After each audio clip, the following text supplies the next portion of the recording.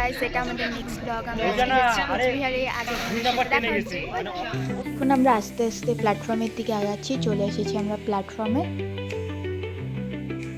আমরা সেদিন ট্রেনের জন্য বের হই 8:30টার দিকে, বাট আমাদের ট্রেন এতটাই লেট থাকে যে আমাদের 11টার দিকে ট্রেনে উঠতে হয়, আর আমরা কোচবিহারে গিয়ে নামি 3টার দিকে।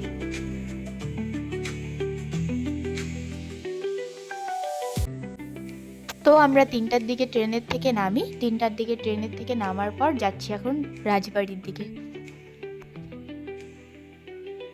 তো টিকিট কেটে আমরা এখন রাজবাড়ি মাঠের সামনে চলে এসেছি, বাট ভেতরের দিকে ভিডিওটা আমরা করতে পারি না, কারণ সেখানে ভেতরে ভিডিও করা বারণ ছিল।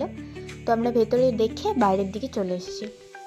তো বাইরে বেরিয়ে ফটো তুলতে তুলতে এখানে সন্ধ্যা হয়ে যায়, তাই আমরা ডাইরেক্ট চলে যাই মদনমোহন মন্দিরের দিকে। এখন চলে আসছি মদনমোহন মন্দিরে। Hello guys. তো এখন তোমরা দেখতেই পাচ্ছ সামনে আমাদের মদনমোহন মন্দির। আমরা ভেতরের দিকে ঢুকছি।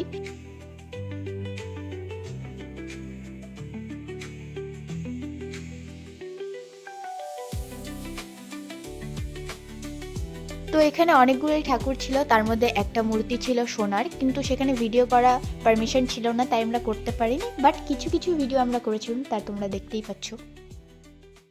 তো আমরা মদনমোহন মন্দির থেকে তাড়াতাড়ি বেরিয়ে যাই, কারণ আমাদের ট্রেন থাকে 6টা থেকে। সামনেই আমরা একটা লেক দেখতে পাই, ওখানে ঢুকে যাই।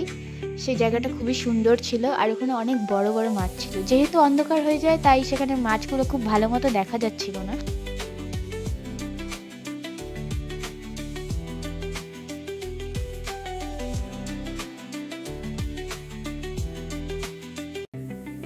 এখান থেকে বেরিয়ে আমরা ডাইরেক্ট টোটোতে উঠে যাই, কারণ আমাদের স্টেশনের দিকে যেতে হয়। কারণ আমাদের 6:05 ট্রেন থাকে, বাট আমাদের এখানে বেজে যায় 6:10, তাই খুব ফাস্ট আমাদের স্টেশনের দিকে যেতে হয়।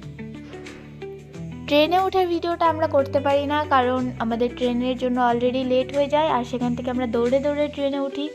সবাই ক্লান্ত হয়ে যায়, দেখতেই পাচ্ছ তোমরা।